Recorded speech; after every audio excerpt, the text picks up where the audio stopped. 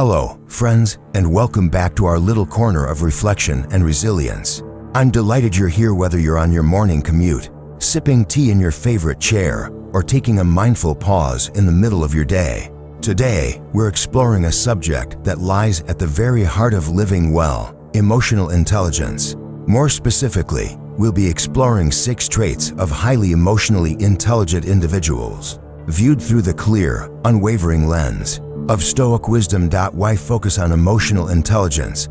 After all, aren't emotions, well, messy? Don't they steer us off course? The ancient Stoics would tell us that emotions themselves aren't the problem. It's our unexamined reactions to them that lead us astray. In Marcus Aurelius's words, "You have power over your mind, not outside events. Realize this, and you will find strength." When we cultivate emotional intelligence, we gain precisely that power, strength over our internal world, serenity amid chaos, and clarity in the face of confusion. So, let's set off together on this journey. Over the next segments, we'll uncover 6 key traits that emotionally intelligent people embody. Traits you can begin to practice today. I'll share stories from Marcus Aurelius, Seneca, Epictetus, and everyday life to bring these qualities to light. Ready? Take a deep breath. Let's begin. 1. Self-awareness, knowing your inner landscape. Have you ever paused in the middle of a busy day and wondered, what is going on inside me right now? That simple question, asked with genuine curiosity, can change everything. Self-awareness is like turning on a gentle, steady light in the dim corridors of your mind. It's not about judging yourself or chasing away every uncomfortable feeling. It's about noticing without shame, labeling without blame. Imagine you're walking through a crowded marketplace. Shouts of vendors blend with laughter, the scent of spices mingles with warm bread, and your shoulders tighten as the noise crescendos. In that moment of tension, self-awareness steps in. You feel a flicker of irritation, your heart beats faster, your brow furrows, but instead of letting the irritation hijack you, you pause. You think to yourself, here's irritation, it's not me. It's an experience passing through me. Marcus Aurelius, the philosopher emperor, urged us to treat our thoughts and feelings like objects on a carousel, watch them spin by without grabbing on. He wrote, "Observe constantly that all things take place by change, and accustom yourself to believe that the nature of the universe loves nothing so much as to change the things which are." Meditations 7.47. By naming each emotion, I'm feeling impatient, I'm feeling anxious, I'm feeling joyful, we hold it up to the light and see its shape. However, self-awareness extends beyond mere labeling. It invites us to explore roots. Why am I anxious? Perhaps yesterday's unfinished work still simmers beneath the surface. Why am I impatient? Maybe there's an unspoken expectation I'm carrying, a story I keep telling myself about how things should be. Seneca tells of a man who dreaded public speaking so much that his voice trembled at the piano before an audience. Seneca guided him, "Tell me, what's the real threat here? Is it ridiculous? Is it failure? And if failure comes, what then?" In that questioning, the man discovered that his fear was woven from a fear of being judged unworthy, an insight that stripped the dread of its mystery and weakened its grip. Let me ask you, when was the last time you sat quietly, like a scientist, of your mind to observe your inner weather, not trying to solve anything, but simply to feel? If you haven't tried this, imagine a 5-minute pause. Close your eyes, breathe gently. Notice any sensations: tightness in the chest, a flutter in the stomach, tension in the jaw. Bring each sensation into your awareness and welcome it, as you would welcome a traveler arriving with a story to tell. Epictetus compared our judgments to gatekeepers at the palace door. Unless we're vigilant, every passing thought and feeling barges in, stirring unrest. But when we cultivate self-awareness, we become wiser gatekeepers. We learn to ask each visitor, "Who are you? What do you want?" And sometimes the answer is startlingly simple. "I am fatigued, and I want rest." Or, "I am loneliness, and I want connection." Here's a brief modern anecdote. A friend of mine, Kara, noticed every afternoon she spiraled into frustration. She'd snap at emails, stare at her screen with clenched fists, and feel drained by mid-afternoon. One day, she only observed, no action, no judgment, just a mental note, frustration rising. Within that single act, something shifted. She realized the trigger was a 2 p.m. slump, not her workload. She started taking a short walk or a cup of tea break right before that window. The frustration still arrived, but she greeted it with a calm smile. There you are, and let it pass. That's the power of self-awareness. It doesn't eliminate discomfort, but it transforms our relationship with it. Every time you catch an emotion early, you gain a moment of freedom. In that moment, you can choose curiosity over blame, kindness over contempt, clarity over confusion. So today, I invite you to practice being your compassionate observer. Notice one strong feeling, pleasant or unpleasant. Name it. Ask it why it's here. Thank you for the information it brings, and let it continue on its way. In doing so, you'll discover an inner calm that no storm can overturn, because you are no longer at the mercy of your waves, but the calm captain of your inner ship. 2. Self-regulation. Steering your inner ship. Have you ever felt the rush of anger flare up like a sudden gust of wind, threatening to throw you off course? Or noticed how a surge of fear can tighten your chest, making your mind race? Self-regulation is the art of steadying that internal ship, of choosing your response rather than being swept away by the waves. Imagine you're the captain of a vessel on a stormy sea. The winds howl, the waves tower, and every instinct screams to lash out at the storm. But you know that a reckless turn of the wheel will only capsize you. Instead, you grip the helm with calm determination, adjust the sails, and steer toward calmer waters. That's self-regulation, the Stoic practice of aligning your will with reason, even when emotions threaten to take over. Why does this matter? Stoicism teaches that our true power lies not in controlling external events, but in mastering our judgments about them. Epictetus famously declared, "It's not what happens to you, but how you react to it that matters." In other words, we can't always choose the storm, but we can choose how we navigate through it. Let's dive a bit deeper. Emotions arise instantly, like lightning illuminating the sky, while reason follows, flickering in after the fact. Self-awareness, our first trait, alerts us to the flash, but self-regulation is the deliberate spark that guides the second flash, our considered judgment. It's the narrow window where we can ask ourselves, what do I truly want this moment? Here's a real-life example. Picture Anna, a dedicated project manager. During a critical presentation, her colleague, Tom, interrupts her mid-sentence with a harsh critique. Her heart pounds, and she feels the first pang of anger. How dare he? In the past, Anna might have fired back on the spot, escalating tension. But this time, she catches that surge. She takes a conscious inhalation, feels her feet rooted under the podium, and asks herself, what outcome do I want? Respect, collaboration, understanding. Guided by that question, she responds with measured calm. Thank you, Tom, for your feedback. Could you clarify which part you feel needs more data? Her tone is firm but composed. Tom, surprised by her poise, shifts from criticism to constructive dialogue. The meeting flows productively, and Anna feels a quiet pride in her self-mastery. Marcus Aurelius deepens this perspective when he writes in Meditations, when jarred unavoidably by circumstances, revert at once to yourself and don't lose the rhythm more than you can help. He urges us to find our personal rhythm, that steady beat of reason beneath the clamor of emotion. When we lose it, we simply return, not chastising ourselves, but resetting with kindness. Ask yourself, when you feel that first spark of irritation or fear, can you pause long enough to ask, what would a calm, wise person do right now? This pause, no matter how brief, is the fulcrum of self-regulation. Seneca offers an evocative anecdote about a general who, upon learning of an unexpected attack, felt panic rise. His scribe advised him to sleep on it to withhold action until morning. By dawn, the general's panic had cooled, and he devised a thoughtful counterplan rather than a hasty, disastrous charge. His calm response not only saved his army, but also bolstered morale. His soldiers trusted him because he modeled control under pressure.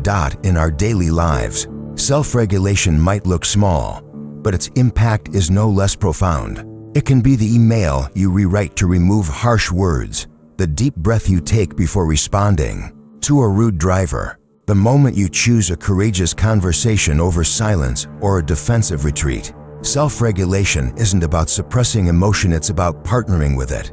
By learning to navigate your inner sea with calm purpose, you transform emotions from wild storms into signals that guide you toward wiser, more compassionate choices. And in that transformation, you become the steadfast captain of your destiny. 3. Empathy, walking in another's sandals. Have you ever paused amid your busy day and asked yourself, what might it feel like to be in their shoes? That simple question posed with genuine curiosity unlocks the door to empathy, the ability to perceive and honor another person's inner world. For the Stoics, empathy isn't a soft sentiment, it's an act of profound strength, rooted in the recognition that we all share the same human condition. Imagine you're at a cafe, and you notice a stranger at the next table, head bowed, shoulders slumped over a cold cup of coffee. Your initial reaction might be curiosity or even mild discomfort. Why are they so quiet? What's wrong? But if you pause and truly wonder, what might they be carrying? You step into empathy's realm. You acknowledge that, like you, this person experiences joy, pain, hopes, and fears. Marcus Aurelius reminds us we are all made for cooperation, like feet, like hands, like eyelids, like the rows of the upper and lower teeth. To act against one another, then, is contrary to nature. When we empathize, we realign ourselves with that fundamental cooperation. Let's deepen the philosophy. Empathy arises from the intertwined skills, attentive listening and imaginative resonance. First, listening, not simply hearing words, but tuning into tone, hesitations, and silences. Seneca describes how he would listen to friends' troubles as if they were his own, absorbing not only their stories, but the subtle tremor in their voice, the flicker of tears in their eyes. This doesn't mean losing yourself in their sorrow. Rather, you acknowledge the shared heartbeat of humanity. By mirroring back what you sense, it sounds like you're feeling overwhelmed and a bit lost. You validate their experience and lay the groundwork for genuine connection. Second, imaginative resonance invites you to momentarily set aside your assumptions and insert yourself into another's circumstances. Epictetus challenged his students to imagine life without the comforts they take for granted. Remove for a day the shelter of your home, the warmth of your bed, the ease of your meals.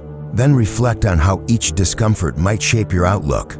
If the great Stoic teachers urged us to broaden empathy by contemplating loss and need, how much more can we open our hearts in everyday encounters? Here's a brief anecdote to bring this alive. A friend of mine, David, works in customer service.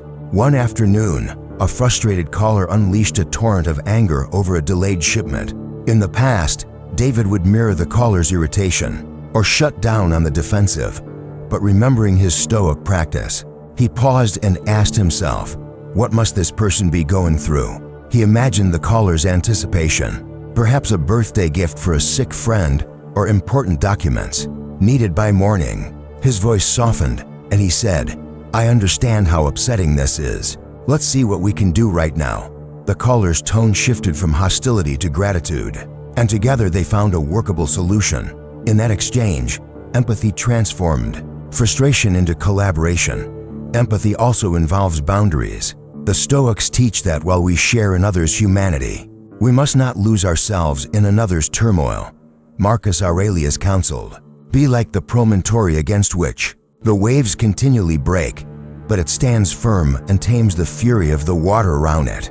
We can be compassionate listeners, steady, calm, and present without being overwhelmed by another's emotions.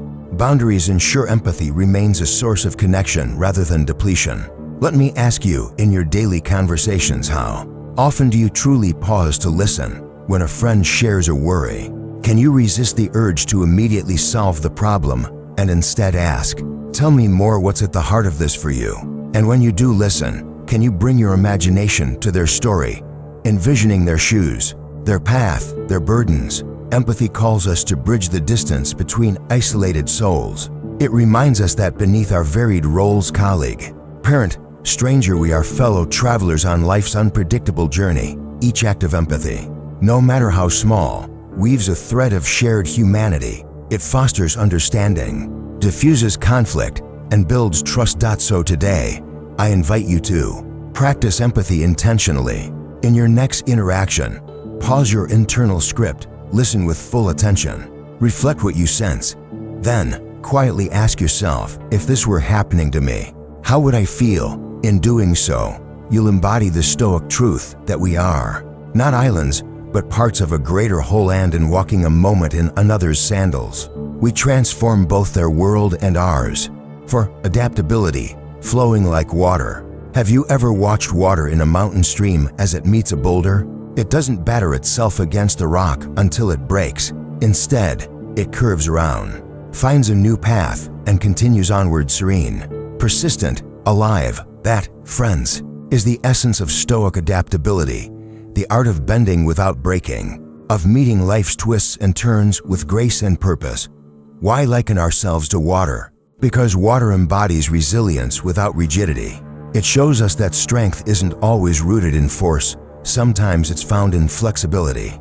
Marcus Aurelius, in his Meditations, encourages us to live in harmony with nature, reminding us that change is the essence of nature itself. The seasons shift, rivers carve canyons, and yet the natural world flows on. Accepting each transformation, as humans seeking tranquility, we would do well to mirror this fluid mindset. Let's explore this more deeply. Adaptability rests on three interconnected pillars: acceptance of what we cannot control, creative response to challenges, and purposeful redirection of our energy. First, acceptance. Seneca wrote in his letters, "We suffer more often in imagination than in reality.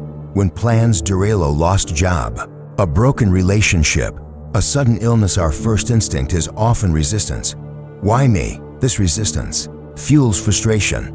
But acceptance isn't surrender. It's acknowledging reality as it is, not as we wish it to be. It's the calm recognition that the storm is here and deciding how we will navigate it. Next comes a creative response. Once we accept the situation, we free mental space for ingenuity. Epictetus urged his students to practice negative visualization, imagining setbacks before they happen so that we're mentally prepared. If we habitually picture the ship running aground, then when small rocks appear, we already know how to shift our course in our personal lives. This might mean having a backup plan for finances or cultivating diverse skills in case a career shift becomes necessary. Creative response transforms obstacles into invitations. A postponed flight becomes an unexpected afternoon to explore a new corner of town. A canceled meeting turns into an opportunity to draft a long overdue letter to a friend. Finally, purposeful redirection.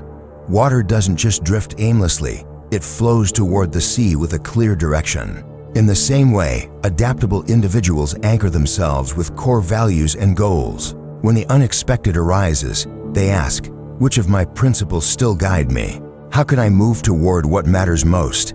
Consider a teacher whose classroom door locks unexpectedly due to a power outage. Rather than abandon the lesson, they gather students in the hallway and lead a spontaneous discussion on resilience, turning malfunction into a live lesson. Their underlying purpose to nurture understanding remains the compass that directs their fluid adaptation. Let me share a short story.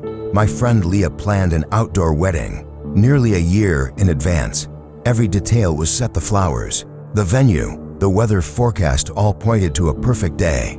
Yet on the morning of the ceremony, rain fell in steady sheets. Guests murmured in disappointment. Leah felt her heart knot with panic. Then she remembered Epictetus's words, "Don't demand that things happen as you wish, but wish that they happen as they do." In that instant, she invited everyone into the tent, handed out umbrellas, and transformed the dripping altar into a mist-kissed backdrop. Instead of frustration, laughter bubbled up. Instead of regret, joy danced. Adaptability had turned a potential disaster into a memory of delight. Ask yourself, when plans collapse or life throws you a curveball, can you feel that first tightening in your chest and then choose to breathe, to open, and to let your inner water flow? Can you remind yourself that every obstacle carries a hidden opportunity, and that by accepting reality, responding creatively, and staying true to your values, you navigate with calm resolve as you go about your day? Notice the small currents of change: a last-minute schedule shift, a surprising remark from a colleague, even an unexpected detour on your commute. Each is a chance to practice Stoic adaptability. Feel your breath steady, flowing. Recall the image of water gracefully yielding to rocks, yet never losing its way. In time, you'll find that the inner stillness you cultivate in these moments becomes a wellspring of confidence. No matter what the world asks of you, be it gentle rain or storm-tossed waves, you'll meet it with the serene strength of water, flowing ever forward, ever true to your course. 5. Optimism tempered by realism. The Stoic silver lining.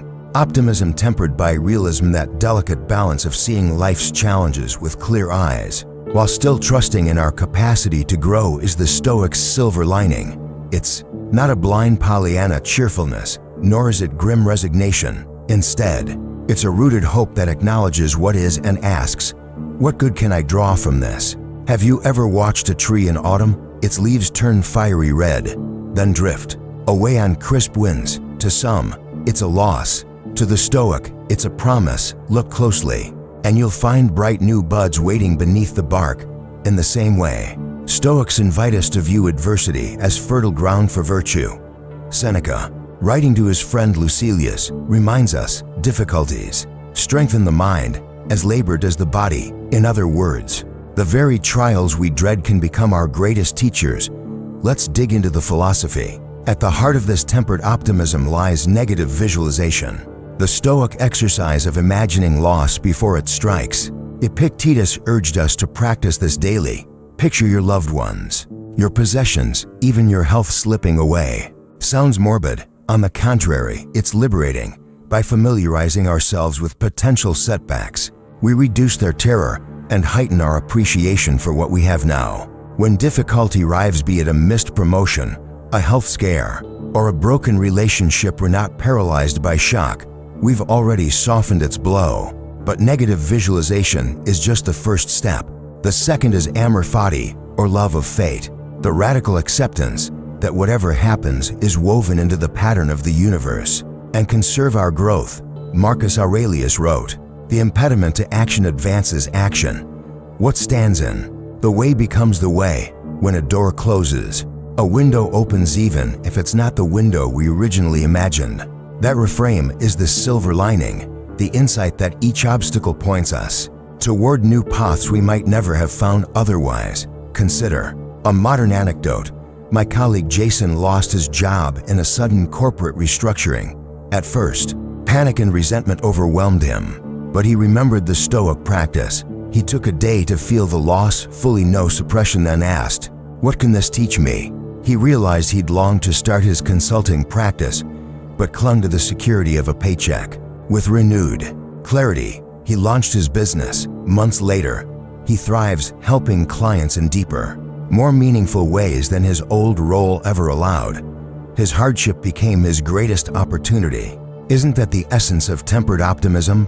It asks us not to pretend the storm isn't harsh, but to see its lessons, to chart a course through it rather than around it. It's a hope built on realism, not wishful thinking. This hope is more resilient because it's tested by imagining worst-case scenarios and still choosing to act with purpose. How can you practice this today? Begin each morning with a simple ritual.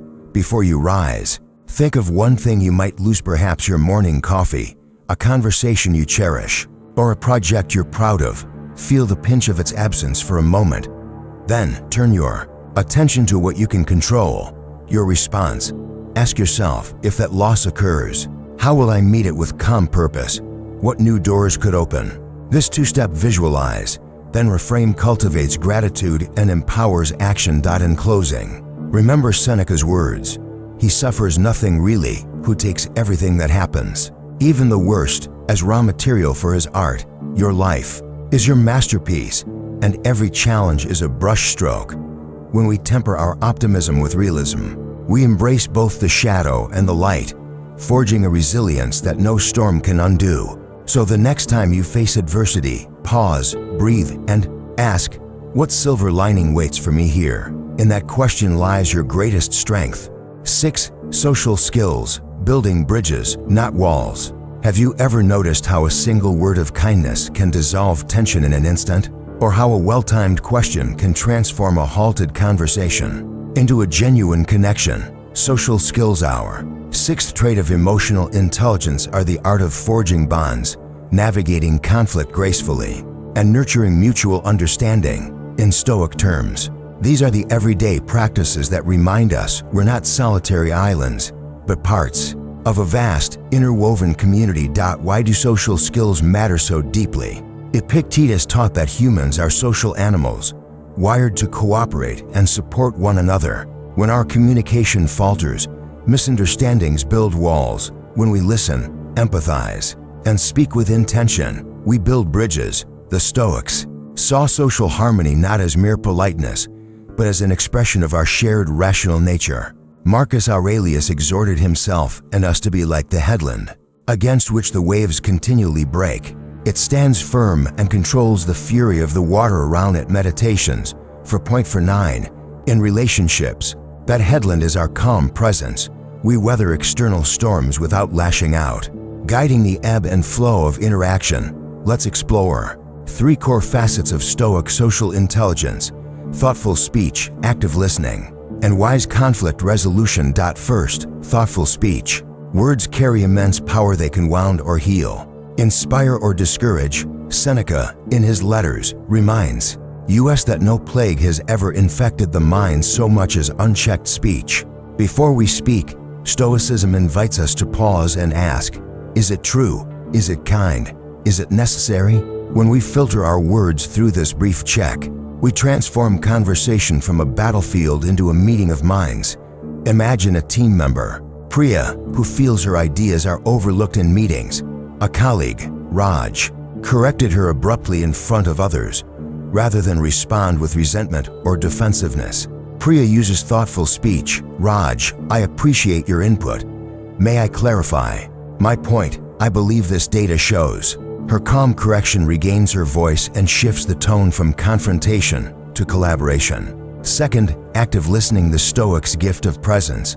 It's more than nodding along. It's fully engaging with the speaker's words, tone, and body language. Epictetus emphasized that the wise person listens as much as they speak, because understanding another begins with hearing them deeply. Picture a friend, Marco, describing his burnout at work. You could offer advice or comparisons to your own experience, but true Stoic listening means refraining from immediate counsel. Instead, you reflect. It sounds like you're stretched too thin and craving balance. Is that right? That simple reflection validates Marco's feelings and invites trust, laying a foundation for honest dialogue. Third, wise conflict resolution. Conflict is inevitable whenever humans interact. We respond to matters. Marcus Aurelius counseled himself to treat every obstacle as an opportunity. The things that injure the clever man are to no purpose. The things that injure the stupid man. Meditations. 6.30. In arguments, this means seeking the purpose behind the conflict, often a need for respect, safety, or understanding, and addressing that, rather than trading barbs. I remember a brief clash with a neighbor over shared parking. Our voices rose, frustration mounting. Then I paused and asked, what's most important for both of us here? We realized neither wanted daily annoyance. We simply needed clear boundaries. We agreed on a simple schedule, and peace returned. By focusing on mutual needs, we turned confrontation into cooperation. Ask yourself, next time you speak, can you choose words that uplift rather than injure? When someone shares, can you listen with your full attention, resisting the urge to interrupt? And when conflict arises, can you pause, identify shared goals, and guide the discussion toward solutions rather than stalemates? Remember, social skills aren't tricks or manipulations.